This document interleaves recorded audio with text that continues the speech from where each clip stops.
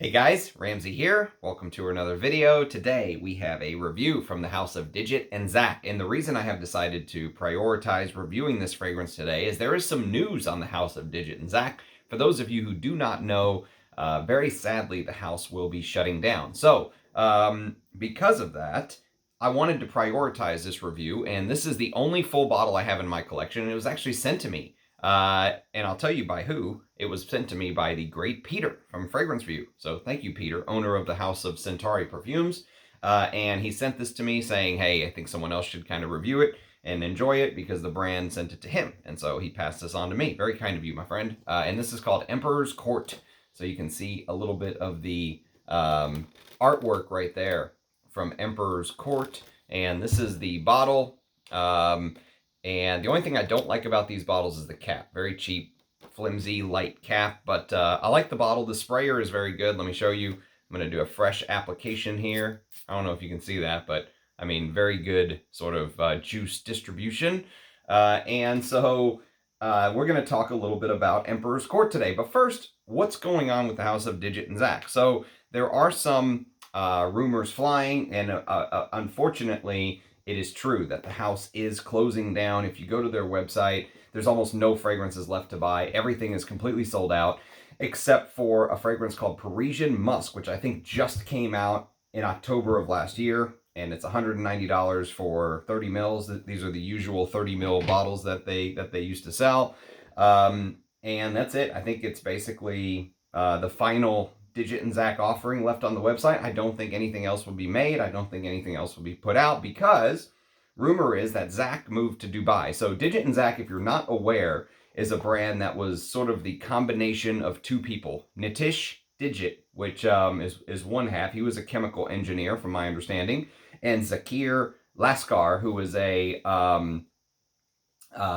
person who has very much in-depth knowledge of traditional Indian fragrances and rare notes and stuff like that. So together they combined this duo, which they collaborated with and created this fragrance brand called Dixit Zak. And I have reviewed a couple on the channel. One, Rising Cologne, which I did not enjoy very much. The other was called Rising Mysore, which is kind of like their flagship offering. They've done, I think 3 or 4 versions of Rising Mysore. Definitely my favorite from the house is Rising Mysore. But to be honest, this is up there. Rising Mysore and Emperor's Court, I would say I would put side by side. But they both wear in a similar fashion. There is a couple different lines that Dixit Zak decided to put out. And the one that I want to try the most, I haven't tried a single fragrance from. It's called the Gallia series. G-H-A-L-I-Y-A-L.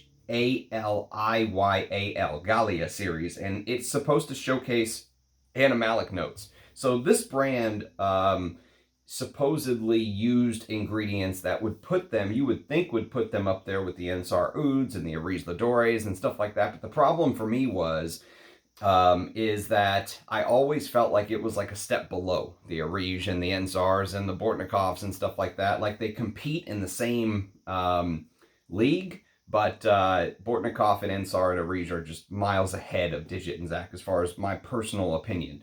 But let me read you a little bit about this fragrance, and then I just want to mention before we get started, though, the reason that this is kind of the end of an era, if you will, and if other Dixit Zak fragrances, even if they're no longer available, fall in my lap, I will still do reviews. It's not like I will just completely stop talking about the brand, because sometimes bottles come up for sale or whatever it is and people want information. But what is happening is Nitish Dixit is basically moving on to a new brand. And I talked about this in an unboxing within the last week or two. He actually sent me all 3 of his first fragrances from the brand. One is called Not Dark Yet. This is his new brand. It's called Perito Moreno, okay? The other is called King's Empire.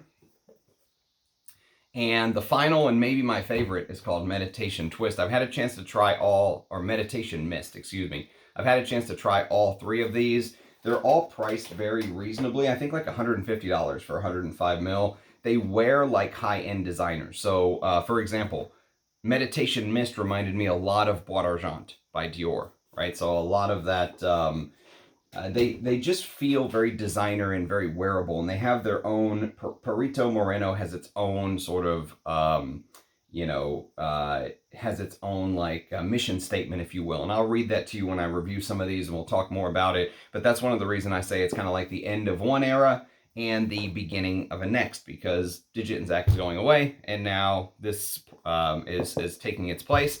I don't know if Zakir is going to start his own house. I don't know if he's also going to have his own house now that he's moved to Dubai or what. I have no idea. But that is the news that Dixit Zak is no more. Very sad. So here's the information on Emperor's Court. So the brand describes it as a new nectarous, opulent, and exquisite perfume. It has a composite of oud largely influencing and defining this fragrance. Assam oud revealed in a transformed avatar, owing to it being at its best sweet spot, and oleo resins making it more caramelized. Ouds of Laos, Cambodia, and Thailand simmering slowly in the backdrop. All in all, the oud presence is elevated due to a musky outline, making this perfume ultimately very invigorating and umami. I don't know what umami is. There's a slight indication of diesel note as the resinous fossil amber and dark vanilla turn it into something that is balsamic, sweet, and leathery. The garland of refreshing floral whiff around sandalwood at the opening welcomes you with zesty bergamot and a tinge of bitterness. Towards the dry down, the essence of animalic tinctures add mystique and magnetism to the whole experience. Inspired by the mukhalet of oud, the Emperor's Court takes Oriental perfumery to its pinnacle. Well, I wouldn't go that far. But I would say that since this fragrance came all the way from England, from Peter from Fragrance View, you can see he put a pretty damn good dent in this, actually. He wore this a good amount of times, and I think maybe he did some decants and sent it to friends as well. But I have worn this a couple times as my scent of the day, and so my sort of prognosis of Emperor's Court is that Emperor's Court wears like a fragrance that is made up of a lot of individual tinctures. And when I asked our new friend here, Mr. Nitish Dixit, when I asked him what he makes of sort of Emperor's Court, if it was anything special that he wanted to share, he told me the main thing is that this fragrance is made up of a lot of little tinctures. And you know what? That is actually a really good way to describe the way that the fragrance smells, because it really does smell like you're getting all of these individual tinctures combined into one. And sometimes when individual tinctures like this are done, it is very hard to recreate, because sometimes a tincture may be made where something was available at the time. This happened with Russian Adams fragrance. Inverno Russo, he had like a peach blossom tincture he made at the time. Very hard to then find again. So sometimes these kind of fragrances, when they're just put together from a lot of different bits and pieces, are hard to recreate. And so here, when you first spray, you're going to get this very light petrol vibe. They call it a diesel vibe in the opening, but I don't want you to think about, you know, I don't want you to think about that barrel note in Fahrenheit, the sort of gasoline opening in Fahrenheit. Doesn't smell like that at all. It just smells a little bit like this, like you're getting a slightly, like a very light overtone of petrol, okay? And it's from the combo of ouds, fossilized amber, as they say, and florals, okay? Because you actually do get a lot of the florals right from the beginning. Bulgarian rose and jasmine auriculatum, which I think is the Egyptian jasmine, right there in the beginning. And it's interesting. I've always loved making these very strange connections between fragrances, because obviously you mentioned something like fossil fuel, and you mentioned that gasoline or that petrol or that diesel note in a fragrance like Fahrenheit, right? And it's interesting because the brand, they didn't choose to highlight fossil fuels, but what they chose to highlight here was fossil amber. And so it's just a very interesting representation, you know, of this connection between fossils, which obviously you start thinking about things like fossil fuel and stuff like that, and this fossilized amber accord. So they actually call it like a nectarous type fragrance when it wears on your skin. And there is something about it. I don't think it's nectarous in the way that I would describe like honey as being like this molasses nectar feeling. It's It's a very ethereal fragrance to me. This fragrance wears very ethereal, but the connection between fossil fuel and fossilized amber, I just couldn't help but notice. And basically what I ended up highlighting, the best representation for me that I could describe this fragrance as someone who never smelled it, because I could read the note listing and it would give you absolutely no clue what this fragrance smelled like, literally none.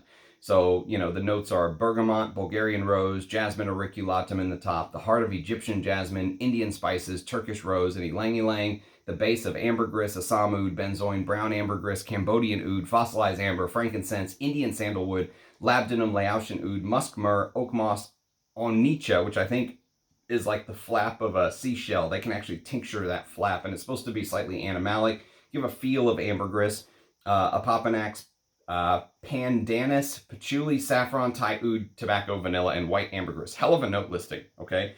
But reading that note listing gives you no idea what this fragrance smells like.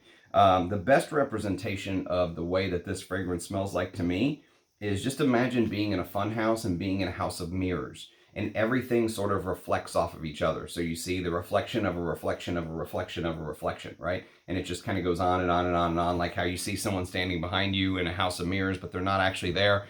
And the reason it is, I think, is because of all of these tinctures that we discussed previously. Nothing stands out, literally nothing.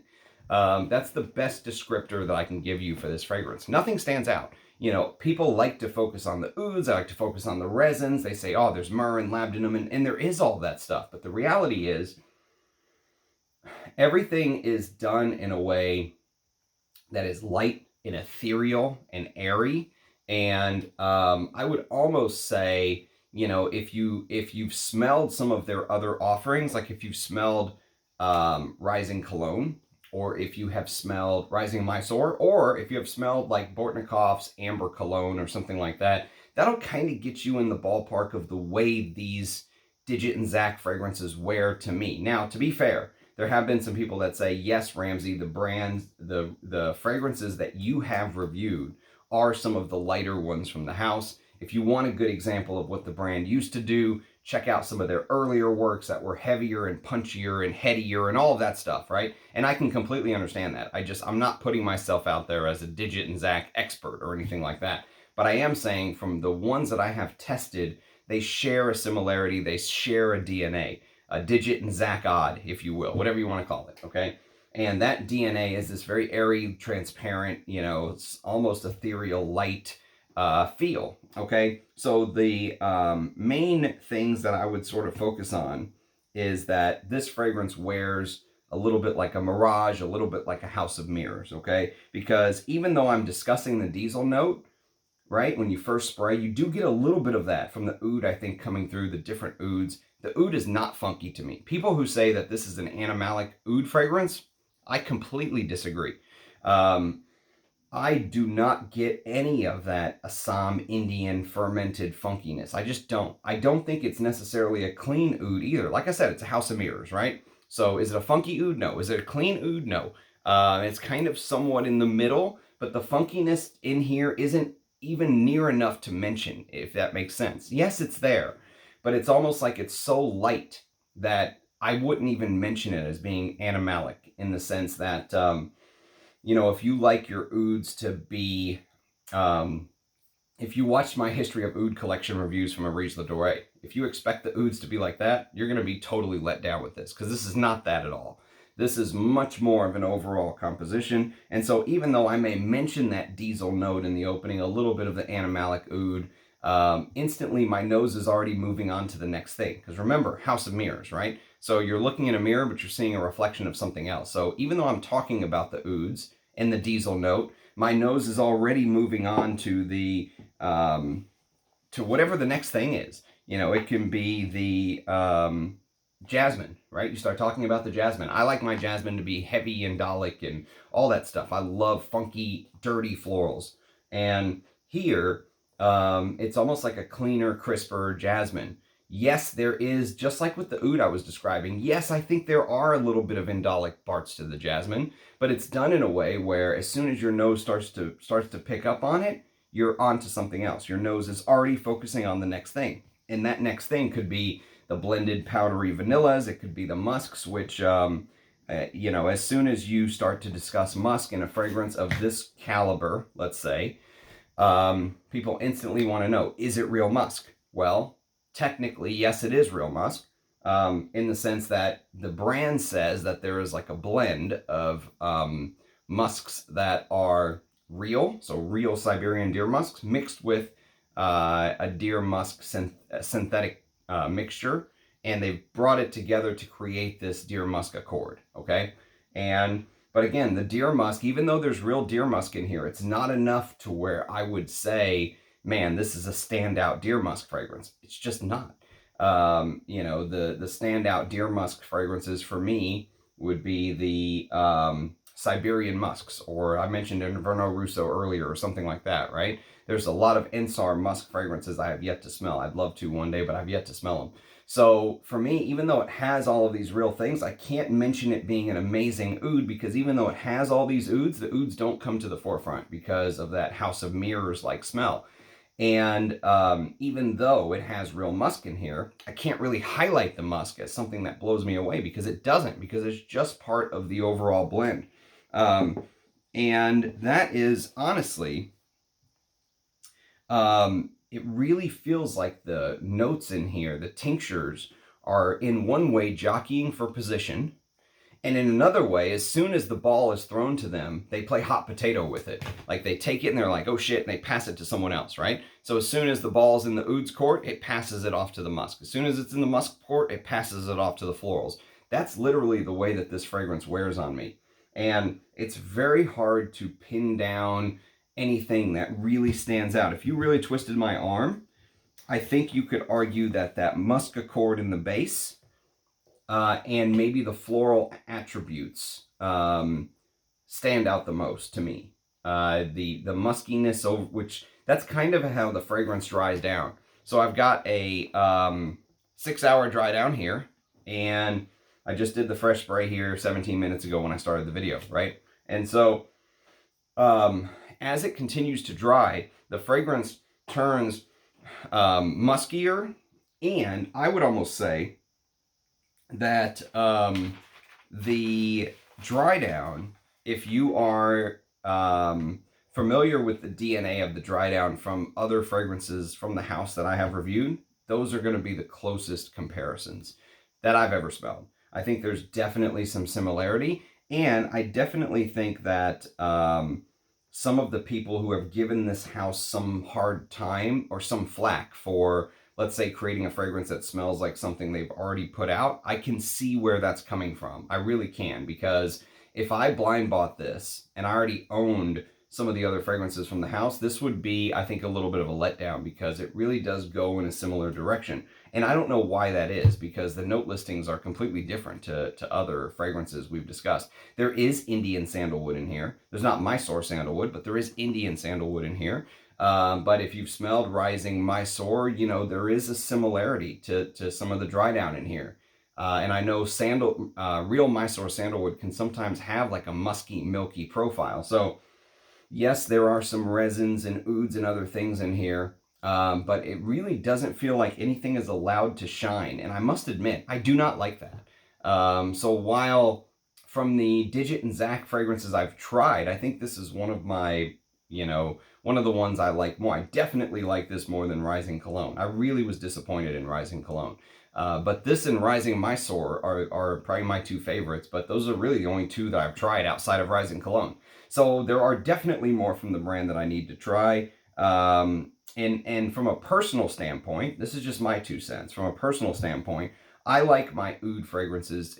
This is going to sound ridiculous, but I like my oud fragrances to be oudy.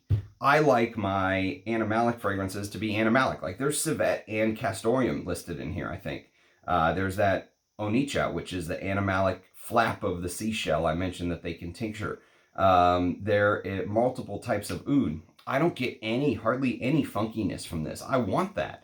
I want the heavy hit of oud. I want the strong, punchy animalics. I want the civet and the castoreum. I want all of those things. You know, I want the florals to be indolic. I want heavier, you know, type notes, and I don't get that here. Everything is just blended in this light, ethereal, airy way. And so when I hear people complaining, oh, this is too heavy or animalic for me, I'm like, what? This is too heavy or animalic for you? If that's the case, maybe stick to some of these designers is my best advice. Maybe the artisanal world is not for you, because I just don't get any of the skunky, skanky parts of any of the animalic bits in this fragrance, hardly at all, except the ambergris. I think if you really twisted my arm and said, Ramsey, into the dry down, which is the note that really shines, I think it's the ambergris. The ambergris, the brown ambergris. This is a mixture of white ambergris, silver ambergris, and brown ambergris. And so those three almost act a little bit in the same way that the ambergris and amber cologne by Bortnikov act to me, which I reviewed on the channel. And that also has brown ambergris. And so, and I think that also has different types of oud that don't come to the forefront. That's more of a fresher oud, though. The oud here does give you slight aspects of being a little bit resinous, a little bit lacquered, a little bit dirty, but just a touch. Not even enough to call it a dirty oud is the problem. You know, I wish they would have taken that string and ran with it more. That would have been my personal choice. And I understand that there are people that they do not like the way that someone like Russian Adam makes his animalic fragrances so heavy. They prefer something much lighter. If that is the case, this is your brand, you know. This is the brand I would recommend you checking out if that is you. For me, you know, I want the tobacco to be heavier and more prominent. I want the saffron to come out more on the skin. I want the oud to show itself more. I don't get what I want from this fragrance is really the problem. And that's kind of what I got from most of the brand. I really liked the softer elements of the sandalwood that I got in Rising Mysore. But I think I need to try some of the Gallia series, because that's the one I think that has the animalic bits that I'll be able to judge perfume more to my personal taste. But people who like to wear their fragrances, let's say, soft and modest. Like if you're someone who likes to wear a perfume that's soft, modest, gentle, you know, airy. I used the word ethereal earlier, you know, airy and sparkly. Those are kind of the adjectives that I would describe this type of fragrance with. And it's not the kind of descriptors that I would prefer in my own. If I was creating a fragrance for me, it would not be like this at all. Do I enjoy this though? Yes, I like the floral resinous aspect. You know, sometimes when you catch the florals here or there, they are nice. Sometimes when you catch the oud here and there, they are nice. This is actually compared on Parfumo to Ambre Nuit, if that gives you an idea. And that's like an ambergris, heavy rose, you know, fragrance. I think I almost prefer Ambre Nuit. I think, actually, I know I prefer Ambre Nuit from memory over Emperor's Court. But do I like Emperor's Court still? Yes, I do. Would I have paid my own money for this, though? No. No, I would not. This is not the type of fragrance I would have purchased with my own money had I sampled this first. And I know samples are very hard from the brand to come by. So yes, interesting they put the price on the back of the bottle, though. That is a very interesting touch. And they put an expiration date or a manufactured date, which it says used by 3 months of that date. That's crazy. This thing will last 30 years in here if it's well taken care of. You don't have to, you know, I don't, it's funny because I have a Frederick Malle bottle. The early Frederick Malles did that as well. I have a Frederick Malle. My matte cap Musk Ravageur says it expired in like 2011. And it's still perfect, beautiful, absolutely perfect. I much prefer it to the newer bottles of Musk Ravageur. So yeah, some of those, I'm not a fan of putting an expiration date on perfume, but I mean, I'm glad I got to smell it. I'm glad I got to, review it. I wish it just gave more. I wish each of the ingredients, when you caught the reflection in the mirror, gave you more. You know what I mean? Instead of instantly passing it off to the next note, and everything just kind of seems like this constant revolving, door. But once it gets into the dry down, and it kind of dries into that ambergris that has little bits and features of the salty, fresher side of the silver or white ambergris, you know, that's really soaked in the sun, in the water for a long time, or sat on the beach for a long time. And the brown ambergris, which has more of the animalic, I just imagine, like, you know, the food that made the sperm whale's stomach upset or whatever it is still being in there. It hasn't had a chance to be sucked out by the air and the water and the sunlight, and so you get more of that animalic profile. It hasn't turned white yet from being in the water, and that is the best descriptor, I think, of the dry down. That musky sort of animalic bit. The oud just kind of disappears as the hours tick by for me. It just kind of, instead of going out with a bang, it just goes out with kind of a whimper. You know, the Assam oud, Cambodian oud, Thai oud, all, I just don't get very much of it at all, unfortunately. And it may be tinctured in here in small amounts, I don't know, but I don't get very much of it. So I guess if you're a fan of Ambre Nuit, if you're a fan of other Dixit and Zaks, are really the people I would recommend trying Emperor's Court. But it is very sad that the brand is going away. I did not get a chance to do, this is only the third video on the house on my channel, so I would like to try more, but I don't think it's a brand I would pursue with my own money. If it falls in my lap, I'll do reviews. Otherwise, I think I'll just kind of move on to the next work, which is the Perito and Moreno. These are much more designer smelling than Dixit and Zak, in my opinion. So, but I'll get to reviewing these and a couple others. So if you have experience with the house of Dixit and Zak in general, or this fragrance, Emperor's Court, I'd love to hear your thoughts. Do leave a comment. Thank you to Peter from Fragrance Review for sending me this bottle as a gift. You're very kind, my friend. And thank you to our friend Natish Dixit for sending me all three of your new offerings from the brand. Very excited to get to know these and do some videos on them. So thank you, everyone. Cheers, guys, and I'll catch you next time. Bye-bye.